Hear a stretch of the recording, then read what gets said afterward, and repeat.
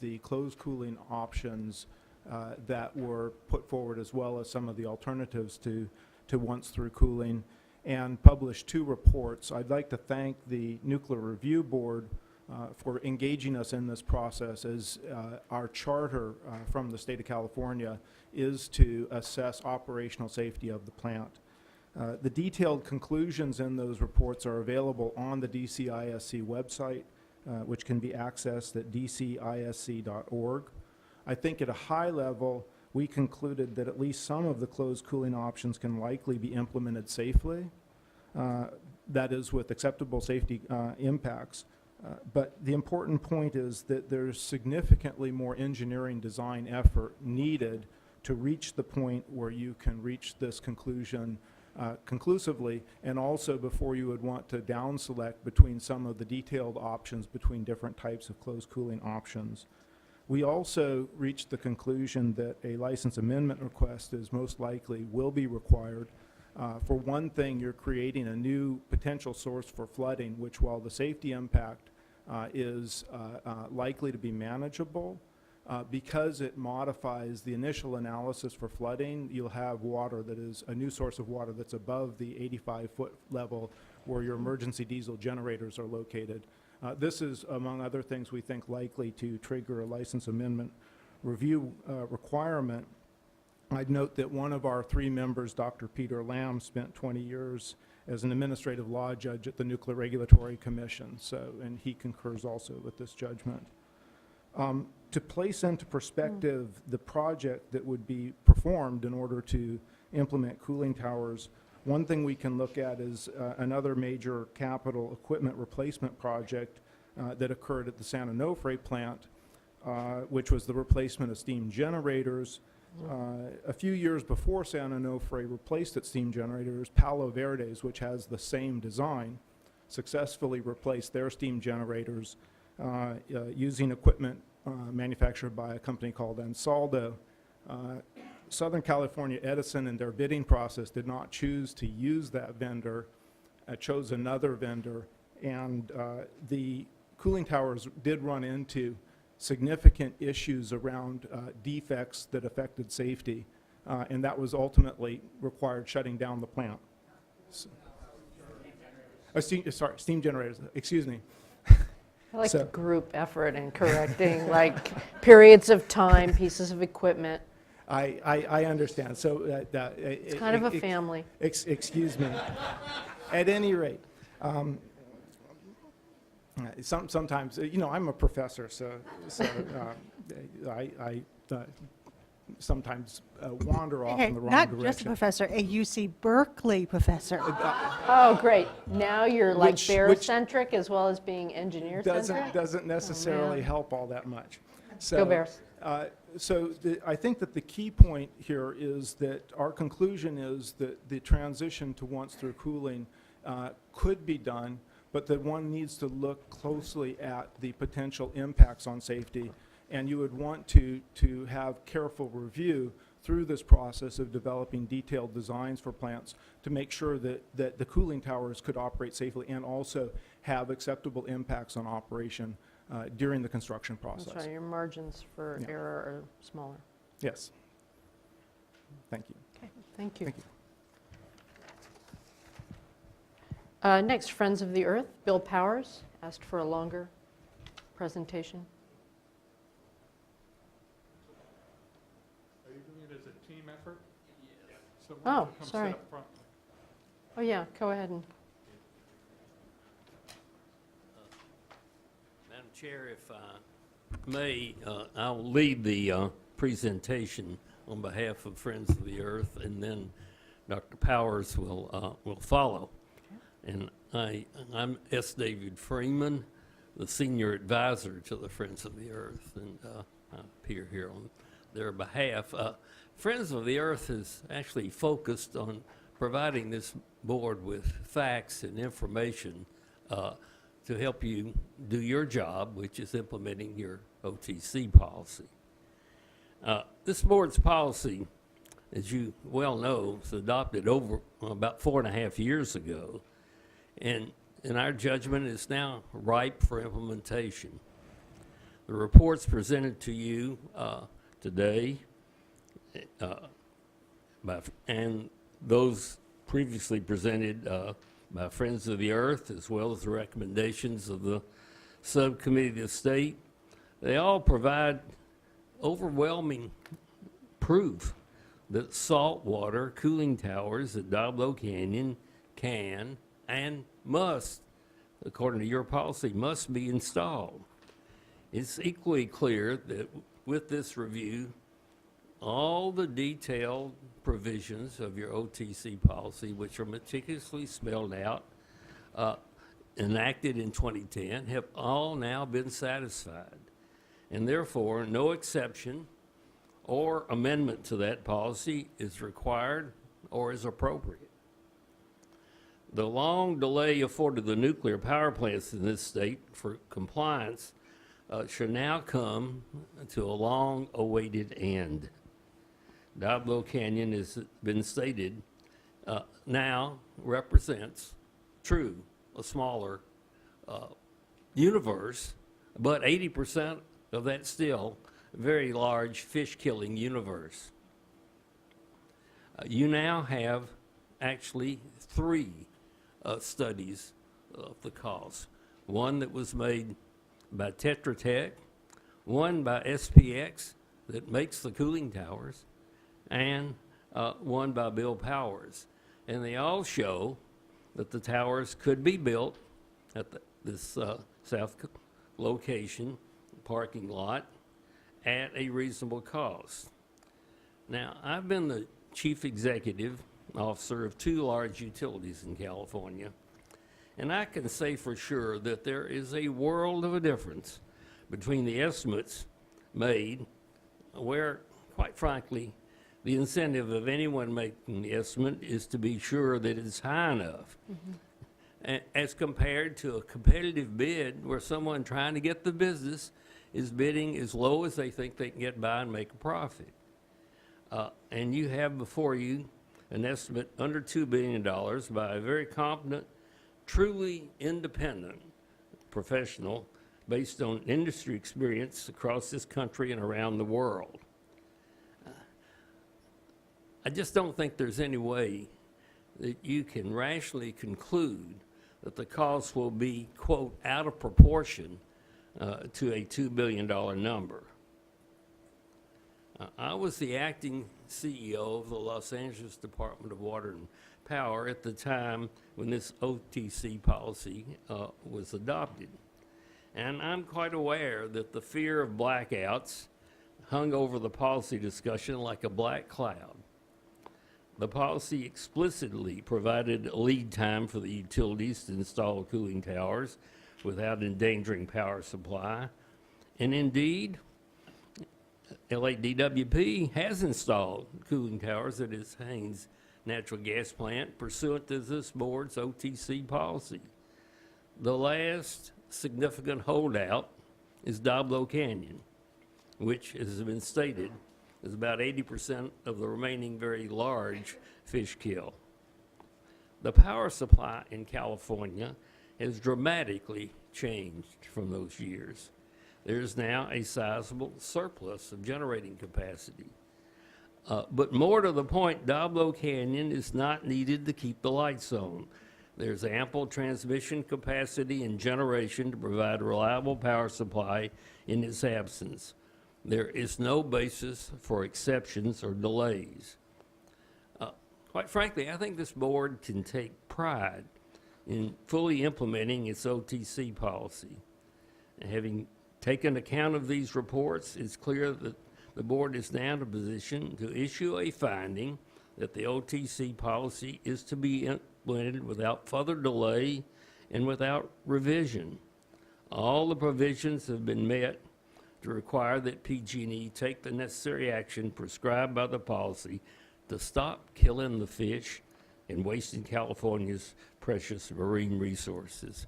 I'd now like to introduce Dr. Powers, if I may, who will provide you the facts that he has generated for your benefit. Thank you. Mr. Powers, your presentation's kind of long. If you want to sit, you can. It's just totally up to you. Sure, that would be wonderful. Thank you. Okay.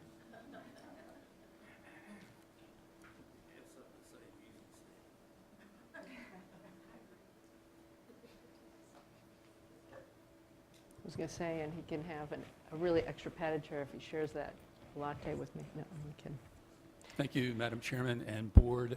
I appreciate this opportunity. Yeah, just make sure, you can just pull it closer to you. Thank you, Madam Chairman and Board members. I appreciate this opportunity. I'll try and move just to the core issues since I know you've been here all day long. I do want to give a brief background. I'm a registered professional engineer in California since 1986. I've permitted power plants all over the state. I was one of 2 technical reviewers on Tetra Tech's cooling tower report in 2008.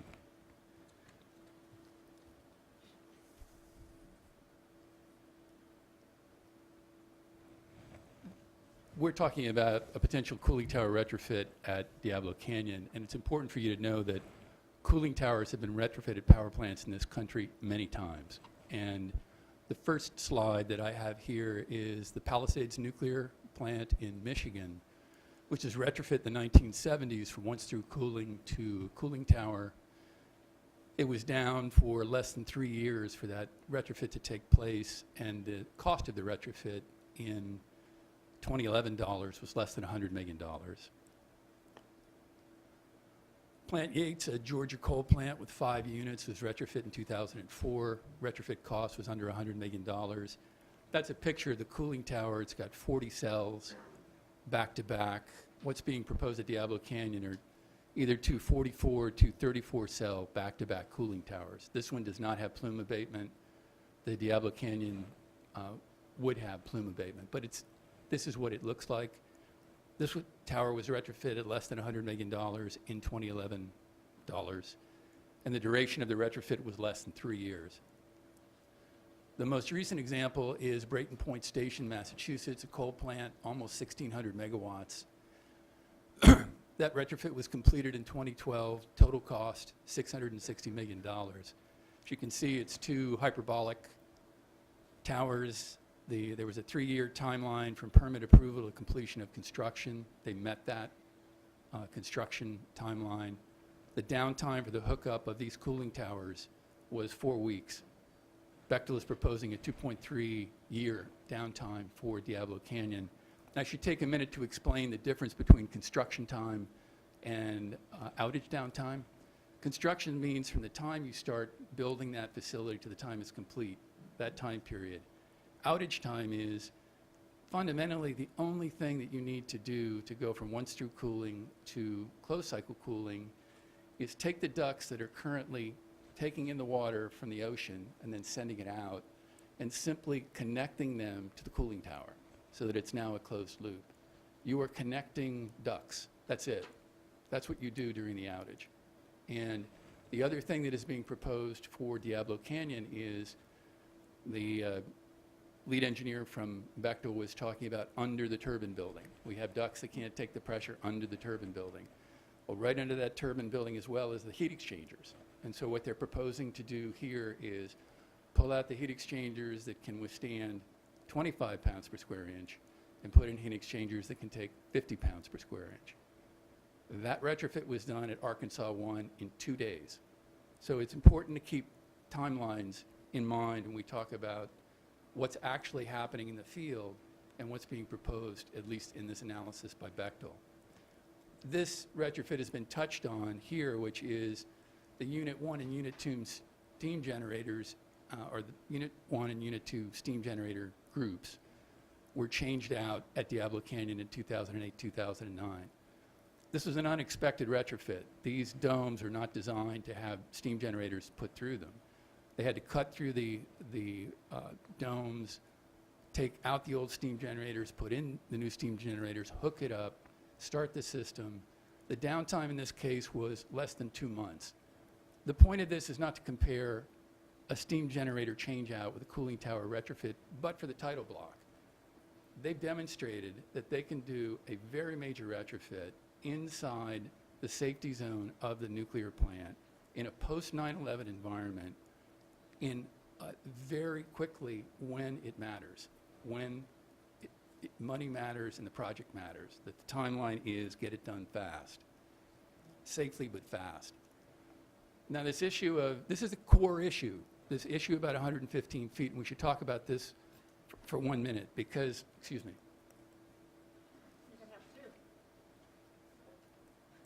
I would like to say, as somebody who spends a lot of time under oath as an expert witness, we are not under oath in this process. This is a chat. And it's a chat when we are with the committee and the subcommittee, is that I can ask for information. Whether I get it or not is strictly up to the other side. And in this particular case, this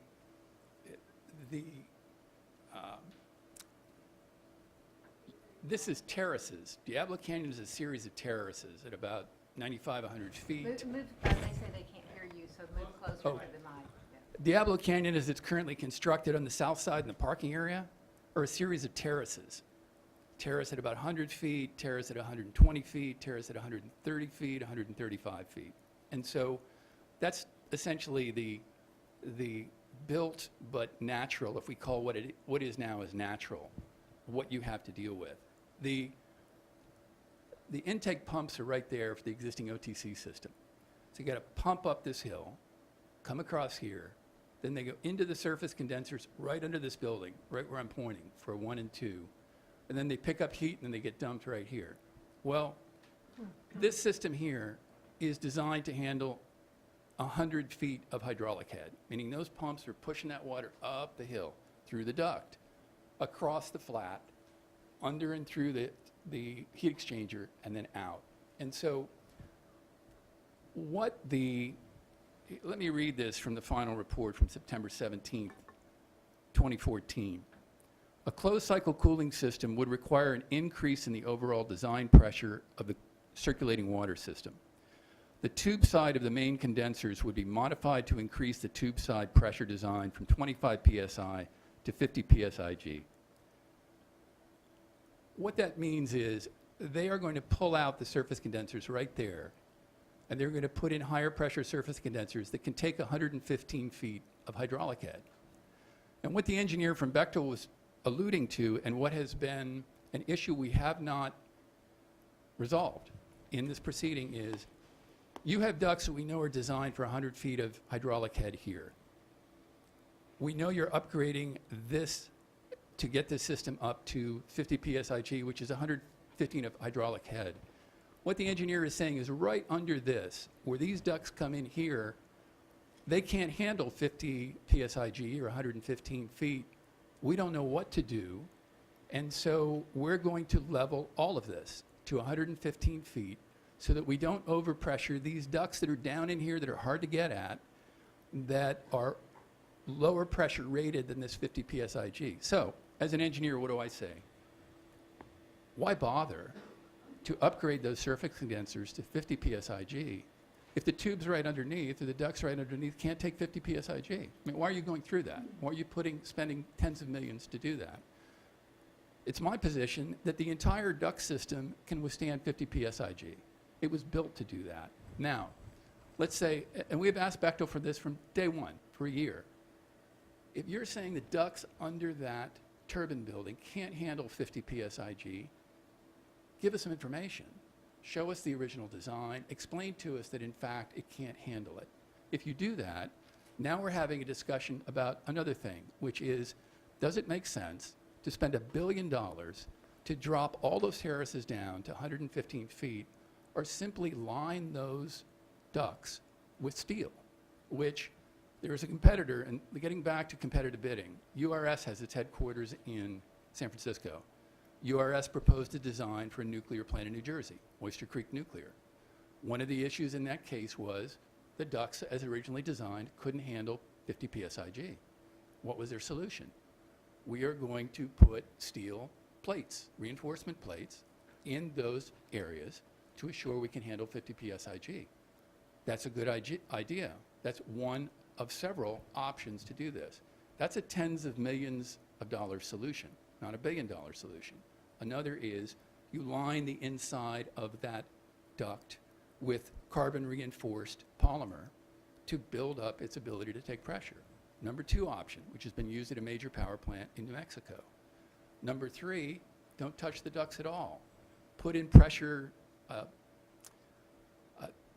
what are known as plunger valves, which relieve the pressure of that water coming down so it enters at a pressure that is acceptable to those existing ducts. We've got 3 solutions that are tens of millions of dollars. Bechtel is probably the most renowned engineering firm in the world. The engineer said they did not know. They don't know if there's something else we can do. If there's a tone of frustration in my voice, it's because attempting to have an engineer-to-engineer conversation has at times gone reasonably well. At other times, we get no response. We are showing up before you without getting a clear answer on that issue.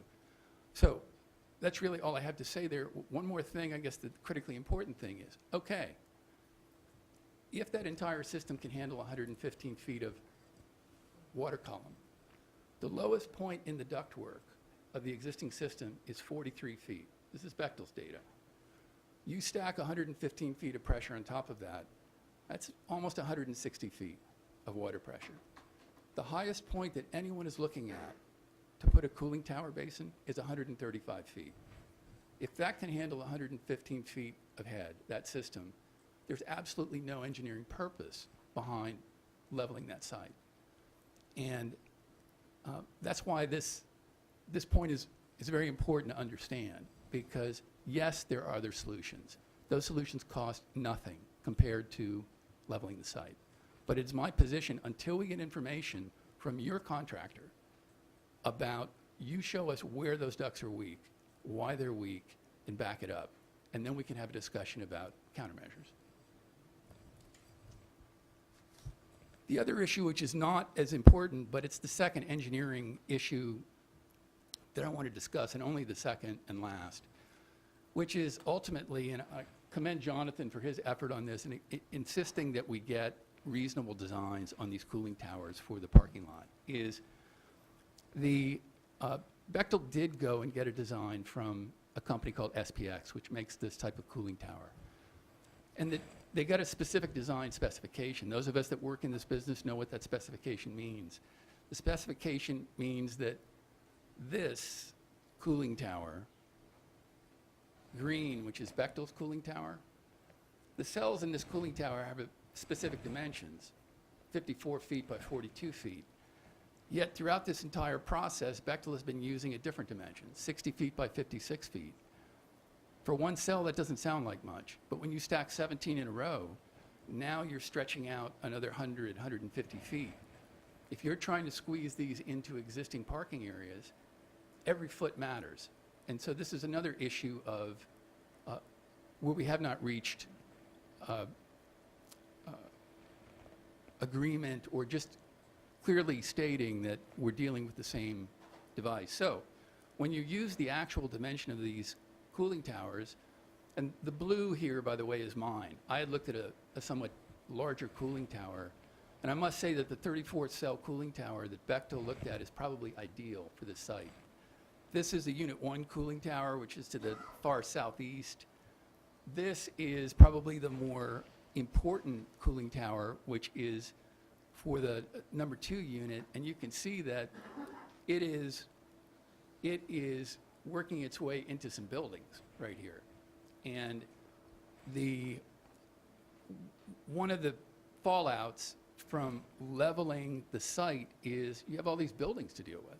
You've got to move them somewhere or get rid of them. And one of the issues with the Diablo Canyon Independent Safety Commission is, well, we have all this ruckus going on in the site. You're leveling things, you're moving buildings, it's very complicated, and they're right. So don't do it.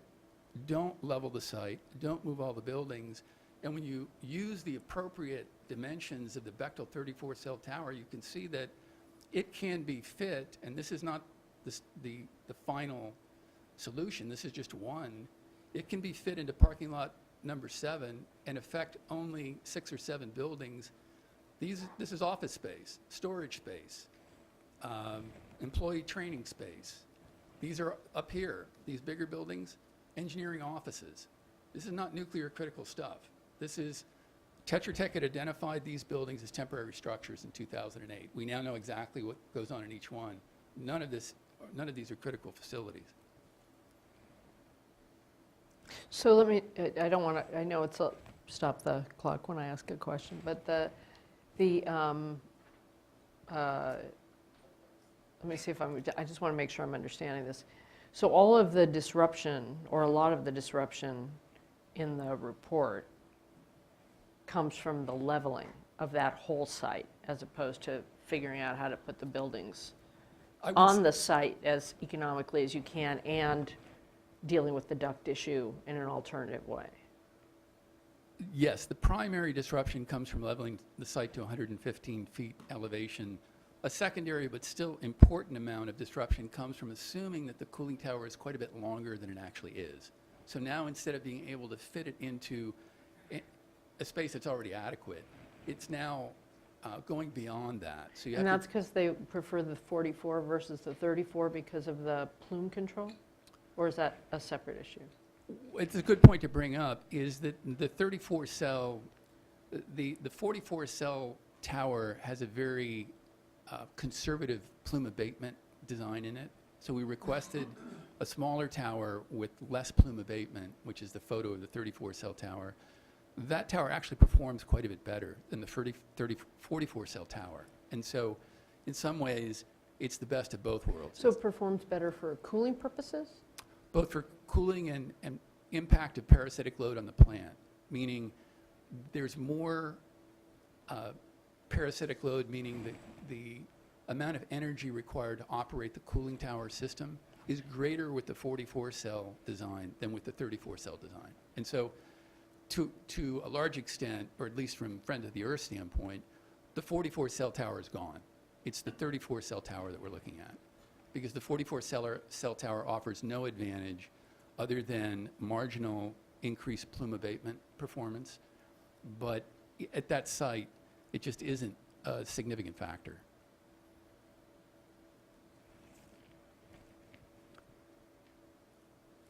Seawater and brackish water cooling towers have been used for decades. There are many in this country, either seawater or brackish water.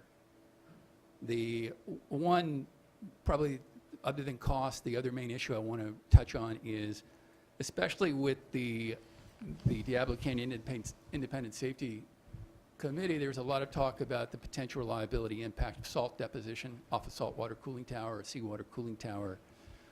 There have been nuclear plants operating in this country for decades that are either being exposed to the same level of salt deposition or greater, and they've been operating successfully. One is Palo Verde, largest nuclear plant in the country, Arizona. Part owners of this include public utilities in California. Amount of salt drift is similar to the calculations that have been made for the Diablo Canyon saltwater towers, seawater towers. So what do they do? Do they have to do maintenance, or has it just not been a problem?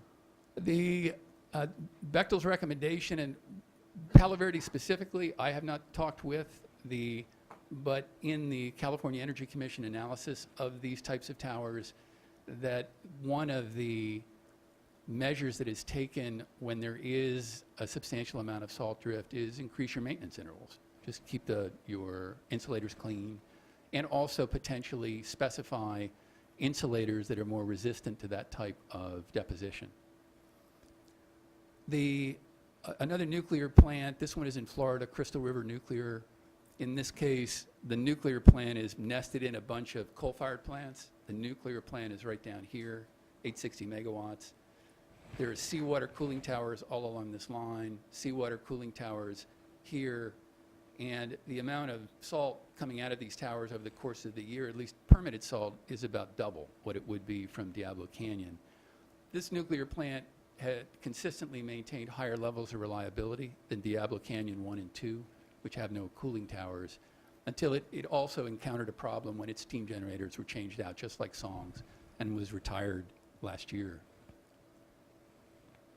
And one of the things that the Diablo Canyon Independent Safety Committee has requested is modeling of salt deposition. This happens to be a model of what Crystal River went through, where they looked at salt deposition isopleths. But again, the message from Crystal River is, even with salt emissions substantially higher than what's projected for Diablo Canyon, they maintain reliability levels higher than Diablo Canyon. Comment here from Bechtel from the report: saltwater drift from a cooling tower would necessitate an additional maintenance effort by plant staff to keep plant equipment clean. Note that during most of the year, the wind direction in this area is away from the power block, which would minimize this impact. Very definitely. The wind is consistently moving from the northeast to the northwest to southeast, the pattern there. And one thing, again, we have had a good dialogue, or I have, with the Diablo Canyon Independent Safety Committee. And a study that they brought out from EPRI shows that from these types of cooling towers, 90% plus of the drift deposits within 200 meters of the tower. 95% of the drift deposits within 300 meters of the tower. It's just dropping. It's larger droplets hitting the ground. And that the closest point between these proposed cooling towers location and the turbine building is at least 300 meters.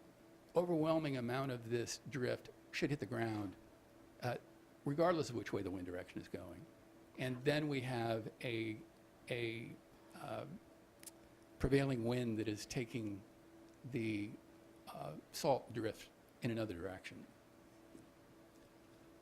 Quickly on a timeline, the permit timeline for this project, if this is a state priority, 1 year. And that's based on 3 solar projects in the desert, state priority for us to get these permitted fast. California Energy Commission did the permitting. Major endangered species issues, desert tortoises for one, relocation of tortoises, bird impacts from the solar facilities, and yet they covered thousands and thousands of acres. We got it done in 1 year on 3 different facilities, Mojave Solar, Blythe, and Genesis Solar. Construction duration at 3 major recent plants that I put on the slide earlier or on this presentation, Palisades Nuclear, Plant Yates, Brayton Point Station, all done within 3 years or less from start to finish of construction. Outage duration is a very big issue in this particular project because of the huge outage duration projections. In the case of Bechtel, 27 months, 2.3 years. And what volume of the cost? Remind me. It's just under $2 billion for the outage, for the replacement fuel cost for that outage. That, again, Brayton Point, about at least half the heat rejection of Diablo Canyon outage during construction, 4 weeks. EPA is the federal government entity responsible for 316B, which is the root of our OTC phase-out program. They've done multiple technical guidance documents on what's doable and feasibility issues. They came out with their most recent technical guidance document earlier this year. They estimate 4 weeks of outage for a fossil plant, 0 to 24 weeks of outage for a nuclear plant, depending on how it's coordinated with either a refueling outage or a more significant uprate event. Cost comparison chart. Sorry, could you go back? Yeah, I want to Yes. ask you, since you're the nuclear engineer, I want to ask the questions too. Go ahead. Go No, you go first. I was curious, Powers Engineering estimate, I assume that would be your estimate, is of 24 weeks. And on what basis did you make that 24 weeks estimate? Is it solely based on the EPA estimate? That is Or- correct. Okay. But the EPA estimate is based on its analysis of all aspects of nuclear plant operation and on the fact that fundamentally there's no reason that the outage should be any longer at a nuclear plant than at a fossil plant. This is outside the nuclear safety zone. There's no nuclear exposure issues related to this type of a retrofit at that plant. And again, it is hooking up ducts fundamentally. And whether those ducts are at a 2,000 megawatt fossil plant or at a 2,000 megawatt nuclear plant should not matter in terms of timeline. I included 24 weeks because it's the maximum amount in the EPA's estimate of a nuclear plant outage. So if there's no difference, why is there that range for nuclear plants? What were some of the factors that determine whether it's 0 versus 24 weeks? The 0 is because many of these nuclear plants have undergone uprates anywhere from 1.5% to 10 or 20%. I think Unit 1 at Diablo Canyon underwent an uprate around 2000, 2001. So what EPA is saying is an uprate is going to last 3 to 5 months. If you schedule your cooling tower conversion with an uprate, that 3 to 5 months will be sufficient to cover the hookup. And so there's no additional outage time associated exclusively with the retrofit. If you have no uprate planned and you're simply coordinating this retrofit with their refueling outage, and they do a refueling outage about every 18 months to 24 months, then you're going to get 1 to 2 months where they're down anyway. And then this would be in addition to that. How do you, and again, this is at a level of detail we can't deal with, decide, et cetera, today, the complexity that they talked about in terms of what's underneath that part of the plant and how they have to work around it. Does that add complexity? Doesn't that add complexity to the project? It adds complexity, it depends, because one, we have to ascertain, can the ducts under the plant already withstand the pressure? If they can, then there's nothing to do under the plant. They're going in to change out the surface condensers. That involves some complexity, but again, at Arkansas 1, they did it in 2 days. So maybe it takes 2 weeks. That doesn't matter. I mean, that's not a significant amount of time. Let's say there is a situation where Bechtel can demonstrate conclusively that there is some weak point under that plant that requires reinforcement. Okay, now that might be a reason to say, well, the outage is not going to be the minimum because you're going to need a crew of people in there who are putting steel plates in that area for a couple of months. And you want to stage it to be efficient, but there's a reason why your outage might be more than the minimum. But number one, we have to establish that there's any issue under that facility that would require any work at all beyond the hookup, which would occur farther to the south. Thank you. This is a cost comparison that Dave alluded to, and this is looking at one I had requested from there is one manufacturer of this particular type of cooling tower that we're looking at. The manufacturer's name is SPX. They make a technology that is trademarked Clear Sky. They can make them in a compact way where the cells are back to back, ideal for a tight retrofit situation.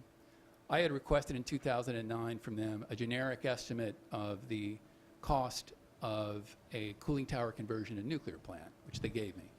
And it is not specific to Diablo Canyon. It's in a situation where you don't have any site-specific unusual circumstances that would add substantially to the cost, in the range of, say, $500 million to round it off. And the Tetra Tech, going to the far side, cost estimate came out of that 2008 effort that's been alluded to today. And the cost of the actual construction project, which is the first 3 items, comes in also about $500 million. Then we get down into a contingency, $360 million, and then we have the outage cost, which is $750 million. The reason that outage cost, they only estimated, I think, a 7-month outage, not 2.3 years. They also estimated a very high cost of power, $75 or $80 per megawatt hour. And just, you can keep in your mind, Bechtel's estimating $46 a megawatt hour. And so that has a big impact on these outage costs. Now, what I did was, my point of reference is expecting a clean retrofit job to be in the range of $500 million based on what the cooling tower manufacturer estimated in a generic way. There have been multiple studies at Diablo Canyon.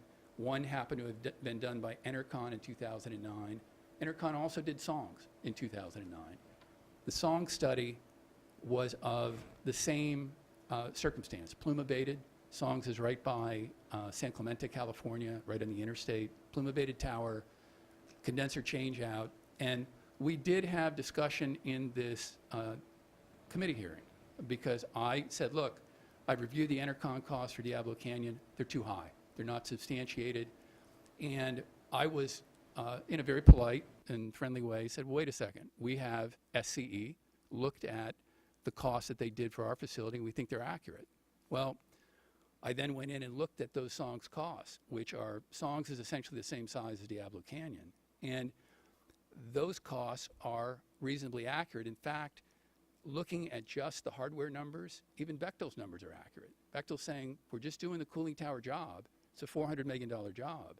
You add in $1 billion to do the 115-foot leveling, costs rapidly start to accelerate.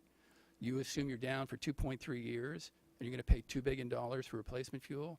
This goes up very fast. But the core costs that I can look at across these jobs are similar. And so once I got confirmation, I don't want to put SCE on the spot. It's just that they confirmed that we had evaluated those costs. We found them to be accurate.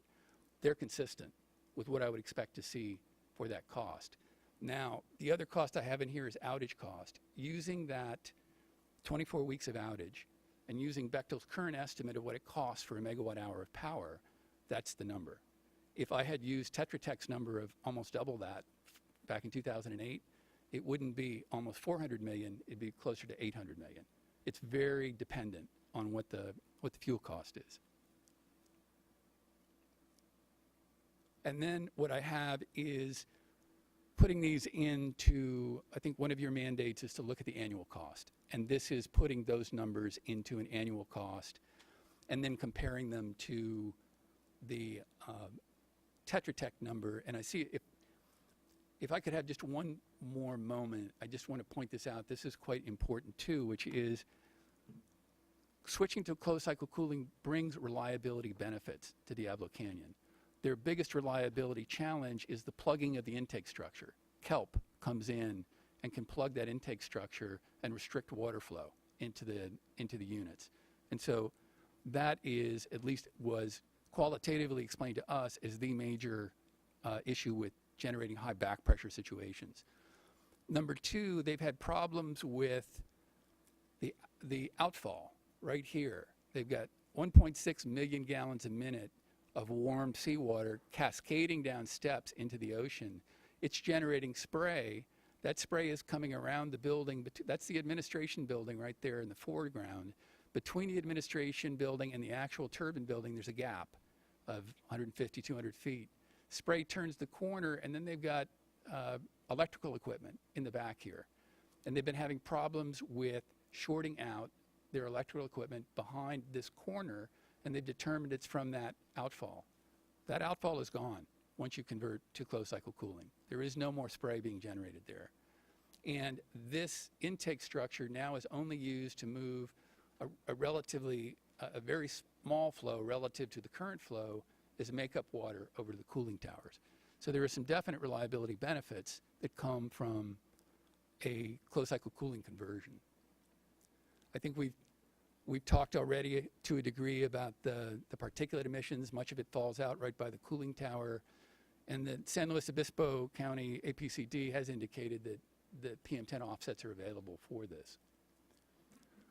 Conclusions: there are no engineering constraints, space constraints, permitting constraints, or public safety constraints that would prevent seawater cooling tower retrofit project from moving forward, and no air emission constraints either for the plant to move forward.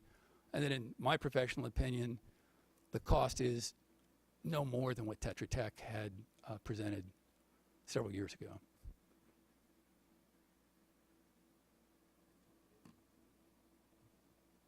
No, thank you for that very thorough presentation. Actually, you anticipated most of my questions, so, and thank you for spending some time on that issue of elevation. Thank you.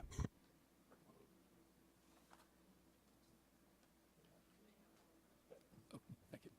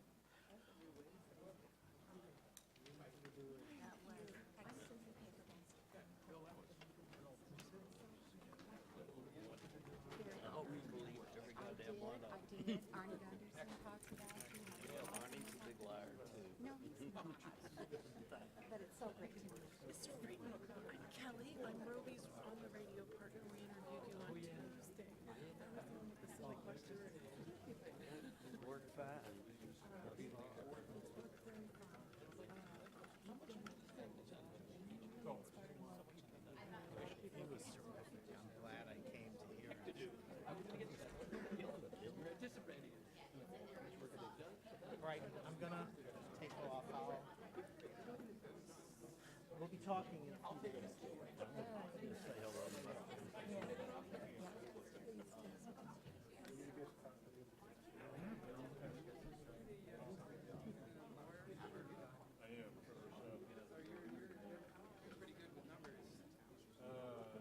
Dividing by, if I leave, now you're 50% over. You tried it. You can get away with it. How much did I pay you to do that?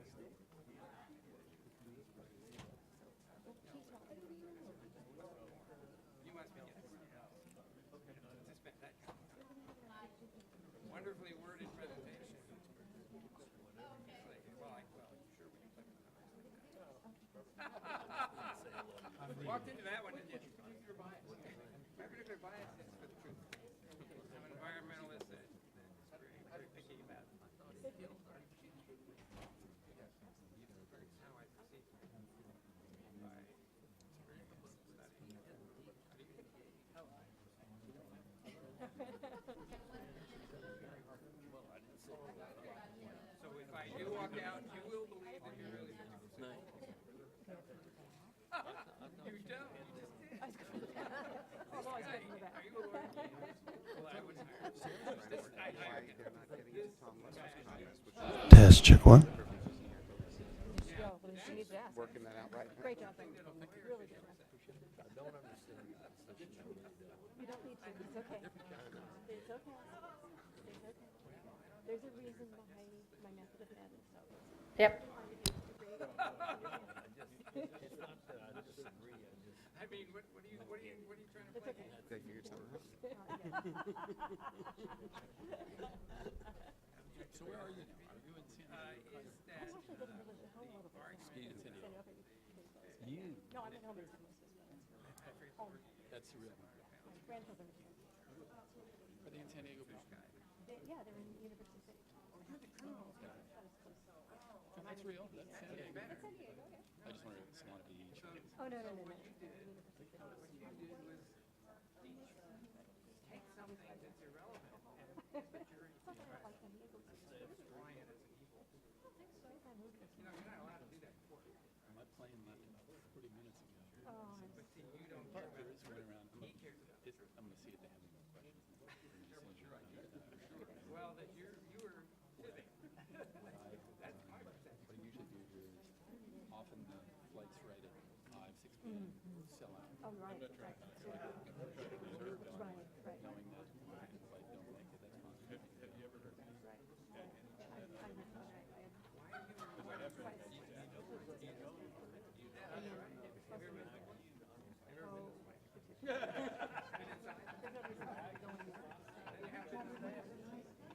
I didn't say that. I said that was Dave Freeman. You have it inside. He's a distinguished guy. So when she asked, You're just figuring out what Did you bother reading the health study done on the other plan for this beneficiary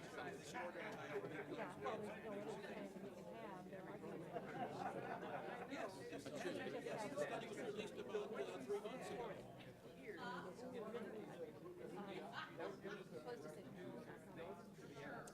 They don't have any dry cask storage in Salt Lake City.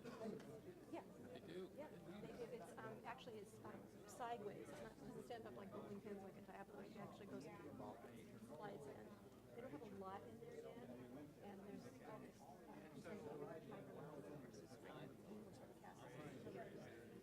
chairman of the NRC came out with a statement saying the NRC needs to focus on sequestering and not have this. Now we have to come up with a rule. It's not a rule. So that's how to develop a policy. You know, from 7 months to it's a mess. It's a mess, but you know what? That's good. It was all things. Well, if I'm standing on the, and I'm looking at Salt, have you talked to it? where exactly is it? Okay, the reactors are over here, and the broadcast is on this side. It's on the north side of the reactors. Yeah. 2,000 feet. Right. But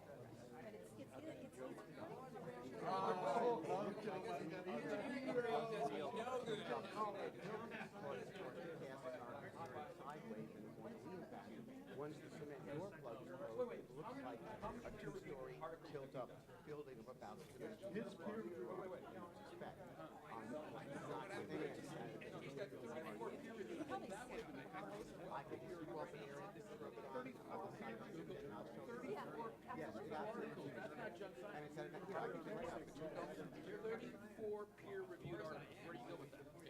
Are you interested in facts? You are, I'll give you facts.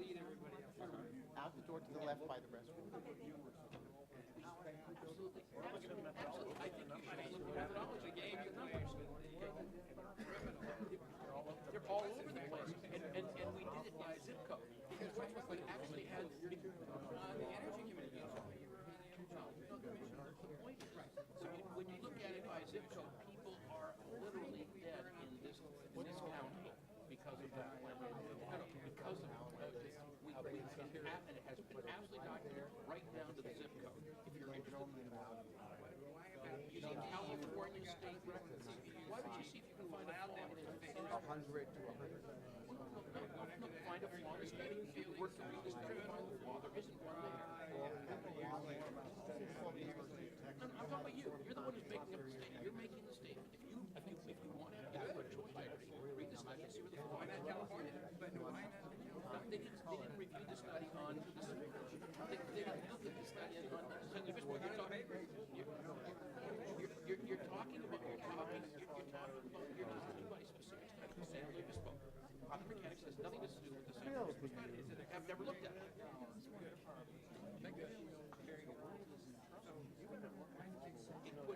It puts up strontium 90 every day. No, I've been writing books about it since 1997. They're college textbooks that Simon and Schuster published, so they're not exactly junk science. So those are peer reviewed, okay? Now you have all of us little ones coming up. I'll be happy to do it. Great. Yeah, that's nuclear energy. Nuclear energy. So I was the expert witness on songs, on not only on steam generators. I'm an expert witness on the.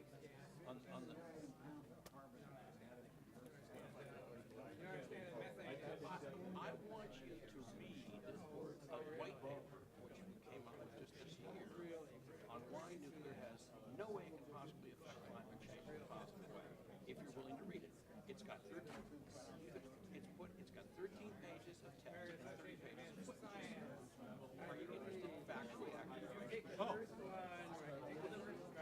Then you should not be willing to say things that you have no willingness to back up, or at least look at the hard data yourself. So then you read it. I can't wait to get your report.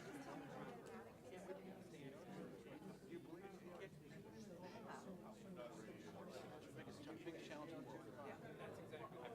Less than methane. Methane to go. Of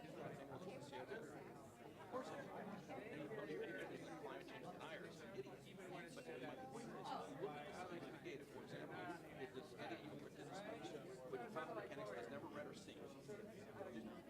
Because I was the guy who paid for the study. And I know read it. And the lawyer knows it's not what this they have not. By the way, they have let talk about they have. My point to you is I spent a lot of money to hire the best epidemiologists I could. I got a study here with peer review. It's already been released. Not one single footnote of the study has been refuted by anybody, including PG&E or the Allegheny. So what I'm saying to you is the science is overwhelming. You're reading a lot of myth, and you're thinking it's science.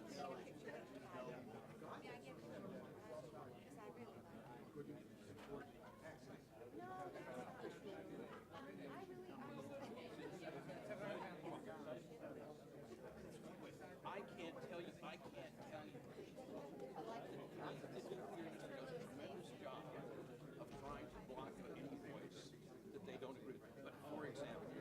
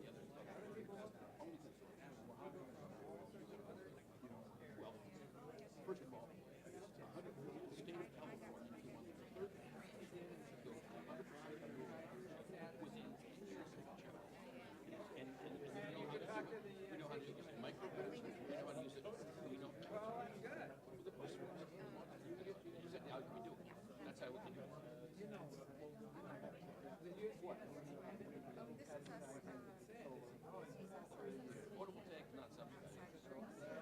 Oil subsidized.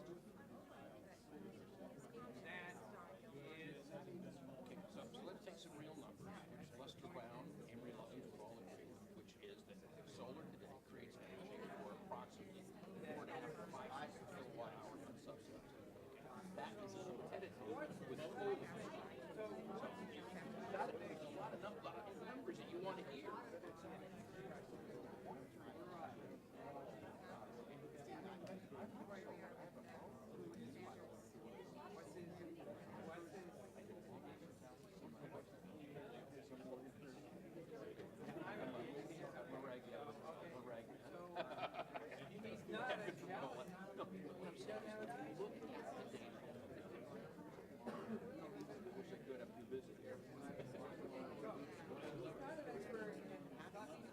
I think we should start. I don't know, Steve will be back, so we'll get, what? Yeah. I don't think I could do 20-something miles. He'll be back, I'm sure.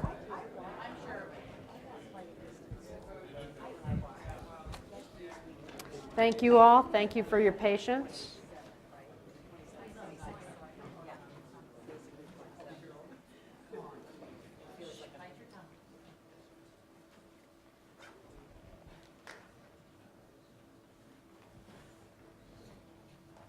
All right. We have quite a few cards. I'm going to ask folks, generally we use 5 unless there are a zillion folks, and there are a zillion folks, so we're going to try for 3. Generally, you can say, the key is to give us what we should be looking at, comments, how we should think about this. Focus should be on the report, but it's fine with you all giving us the context and everything else. It's important for us to hear, even though we'll be back on the decision side. I had a session I'm going to take. There's one other set of speakers that have commenters who have a PowerPoint. We're going to do that because then we can turn that off and it'll be quieter for people and they're better able to hear, which hopefully is something that will be helpful. And so that set of 3 is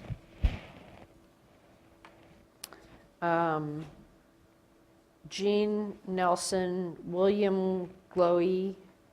I don't know, you'll have to say. And Joe Evora, Californians for Green Nuclear Power. And so if you'd each do up to 3, so that would be a total of 9.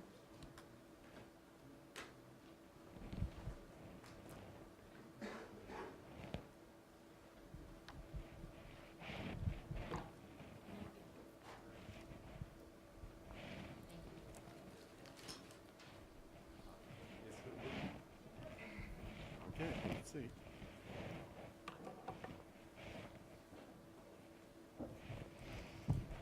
Okay. You see what I just did? All right. Are we ready to roll here? Yes. Okay, great. I said good afternoon when I started this, but now it's good evening, Madam Chair, Marcus, board members, and staff. I have a PhD in radiation biophysics. I'm currently a professor in a natural science topic at Cuesta College in San Luis Obispo, California, and previously served in the College of Engineering, Cal Poly San Luis Obispo. I'm a member of Californians for Green Nuclear Power. We used to call ourselves citizens. I'm still getting used to it. And I had to arrange for a substitute for today, a class that I normally teach today, and I felt it was important to come up here, to drive up, and address you folks here with the Water Resources Control Board. I live 10 miles from the plant with my wife, and I wish Diablo Canyon to remain safe and to continue to produce about 10% of California's electrical power with essentially no greenhouse gases. So the title of my talk today is Adverse Safety Impacts of Proposed Diablo Canyon Cooling Towers. So, and Dr. Nelson, just so that I have it clear, are you going to do it? You can stop the clock. Are you going to do your PowerPoint, or are you going to speak for all three of you? I'm doing my PowerPoint, and I'd requested 5 minutes. Mr. Powers had it in excess of 25 minutes, Yeah, and so he I'm had- requesting that I be given that same. No, try to keep it to 3, just go fast. He requested it earlier.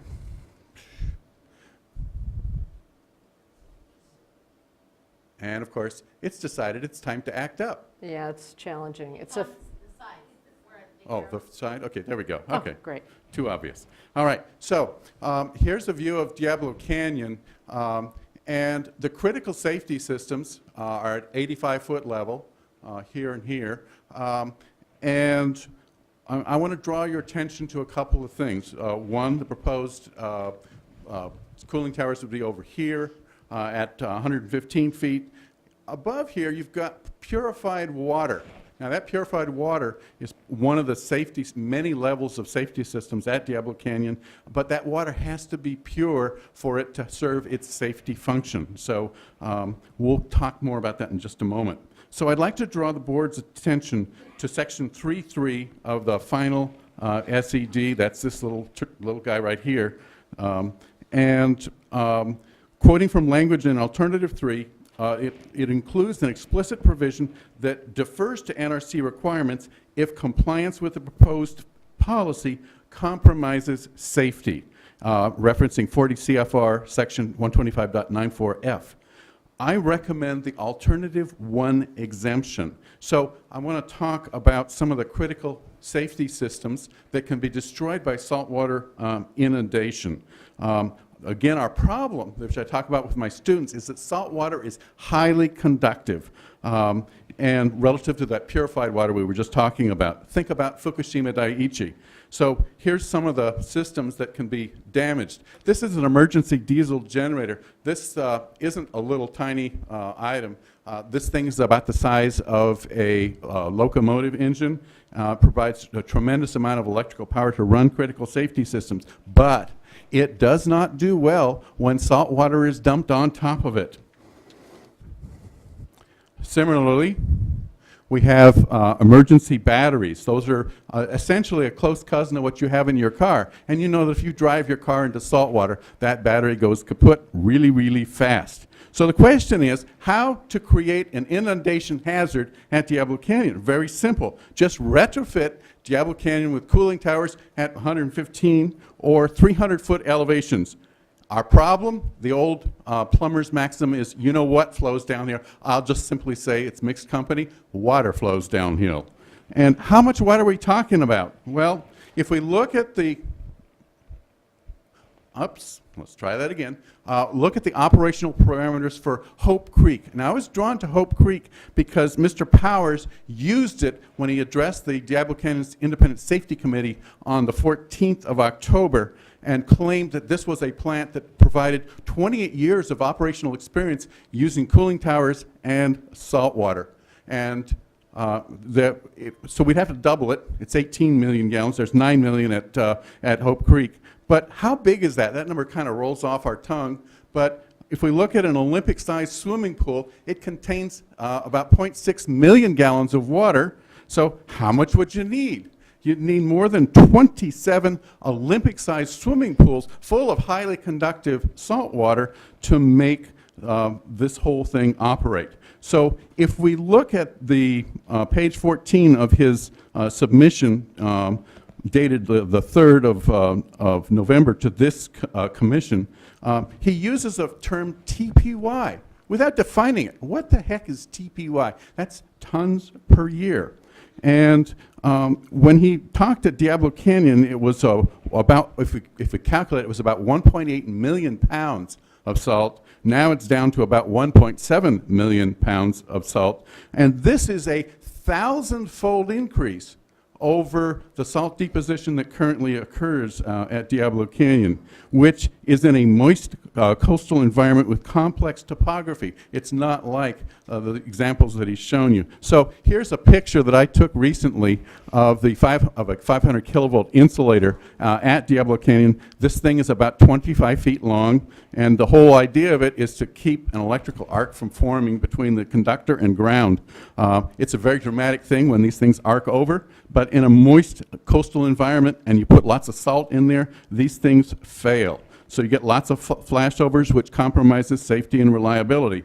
A curious thing that it also can do is all that salt, some of it's going to end up in those purified water pools at 310 feet, and that's going to compromise their safety as well. So I request an alternative 1 variance for Diablo Canyon. I believe that if this variance is not granted, CEQA requires full analysis of all project-specific impacts before requiring a retrofit for Diablo, as explained in the last sentence of section 1.3.6 of the final SED. So I'd now like to introduce my next speaker for California Institute for Green Nuclear Power, Mr. William Glogey.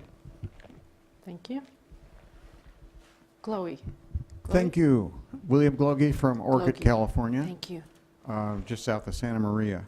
I started at Citizens Californians for Green Nuclear Power this year because I saw nuclear energy and I looked at it. I heard all the charges against it. I looked at those and I didn't think they held water. I'll talk about that. You know, there's been an industry made of being anti-nuclear, and I'll talk a little bit about that today. I'm going to talk about environmental facts, and my wife and I have sailed the seas of the Western Hemisphere, and in the Caribbean we found terrible devastation by global warming of the coral reefs. What they say is true. The coral reefs are bad all over the Caribbean. Joseph Rahm, who is an energy expert, says nothing is worse at killing people than fossil fuel. So we got to keep that in mind. There's really only 2 alternatives. You turn off a nuclear plant, you turn on a fossil fuel. You go to fossil fuel. That's exactly what happened in songs. It happens every time because that's the ready power that's going to go. And people say, what about solar? Well, solar's 0.3%. I like solar. I have it on my boat. I have a wind generator too. But we're 2 people with very small needs. The world can't run on solar and wind, and isn't, and won't for forever. The International Energy Agency states that nuclear power kills far fewer people than other energy sources. The International Energy Agency states that. And they study these things. They look at the numbers. They don't look at the emotion. They don't look at anti-nuclear information. They count the numbers, and that's what they found. And by implication, fossil fuel kills a lot of plants and animals too. So we believe nuclear power is the key to fighting global warming, which is the real boogeyman out there. That's the bad guy, not nuclear power. Global warming. This scares the hell out of me, I'll tell you, because it's coming, and it's in California already. It has entered our state, and that drought we have is all about that. Ask the University of Santa Cruz, UC Santa Cruz scientists about that. They predicted it 10 years ago. Scientists like James Hansen say only nuclear power can deliver the amount of energy, emission-free energy that we must have. Now, what about the dangers of nuclear power? Well, they told the U.S. Navy about that about 60 years ago. They said, don't do it. Danger. You know, it's too dangerous. The Navy looked at the data. They looked at the hard figures, and they chose nuclear power as the best, the cleanest, the safest, and it's been working for them for 60 years without a single injury or fatality or any of the things that we hear talked about and predicted in forums like this one here. You know, don't try to take nuclear power away from the Navy, please. Although we wonder why these groups don't protest the Navy as well. They're silent on that.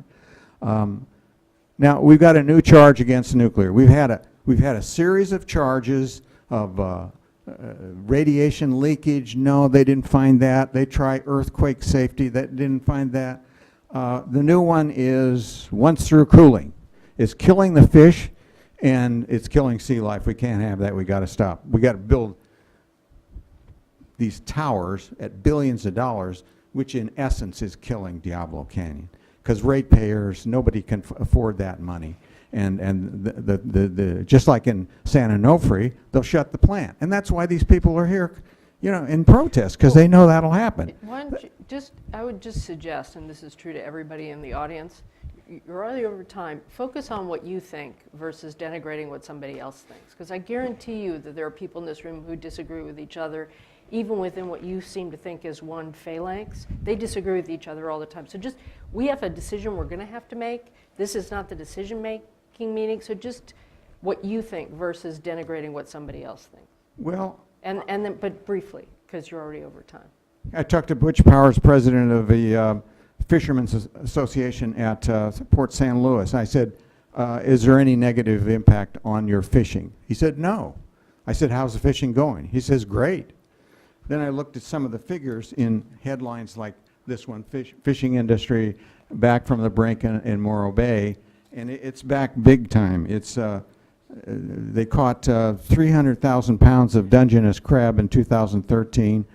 They caught over 1 million pounds of squid in the same year. They caught 6.8 million pounds of sea life in total. You know, and so it's another false charge. No, It's another it's try. far more complicated than that. Can you wrap up? It's way more complicated. That's the fishing numbers. The state of California keeps these numbers, and you can check with them. I know them quite well. Okay. So Please now just there's closing another comment. environment. Closing comment. It's not Hey, about we nuclear drove, power we today. drove 10 hours. We'll be driving 10 hours, 5 up and 5 back. We're citizens. Nobody's funding us. I think we're probably the only, well, there might be a The few whole others. room is filled with citizens, too. We finished the panels. Uh, I'm not trying to cut you off. I'm trying to give you the same time everybody else gets. Well, we urge a variance on this so that Diablo Canyon can keep producing CO2-free, emission-free power. Clean, and not only that, but clean air that doesn't have any soot, carbon, or ozone that really does kill people. And you can look at the American Lung Association, Cancer Society, many others, World Health Organization, and you can see the numbers. They're big numbers that fossil fuel kills. And we're not going to go to solar and wind tomorrow, and that's the fantasy that we're sold. Well, we can always use solar and wind. It won't happen. It didn't happen to San Onofre. It didn't happen to Southern California. They switched the switch over to fossil fuel right away. And the fossil fuel companies made millions on that switch, by the way. By the way. Somebody said follow the money, so we're trying to do that too. So I urge you to grant a variance for this plant in my neighborhood that's giving me and my family clean air, no soot, smoke that's killing the children. I used to live in Saratoga, California, and emphysema was an epidemic. Right. Sir, this is not the hearing for that. I'm sorry, I'm not trying to dismiss everything you feel. There'll be another hearing when we're actually making a decision, and you have a room full of people behind you It's also all waiting. related, though. But The towers, building the towers is about shutting Diablo Canyon. That's what it's really about. That's why the whole thing was brought up, and that means shutting Diablo Canyon. And I don't want that, because that means going back to fossil fuel. duly understood. That's how you feel about it. Duly understood. Thank you, sir. I want to move to the next speaker, please. Thank you. So just out of courtesy to everybody else. Yeah. But thank you for coming all this way to speak with us. There's going to be another hearing at which we'll be deciding the issue you're talking about, but not Okay. actually the issue you're talking But about. That will please happen keep somewhere our else. clean power. Please help us keep Understand our the clean point. power. Mr. Ivora, did I say that right?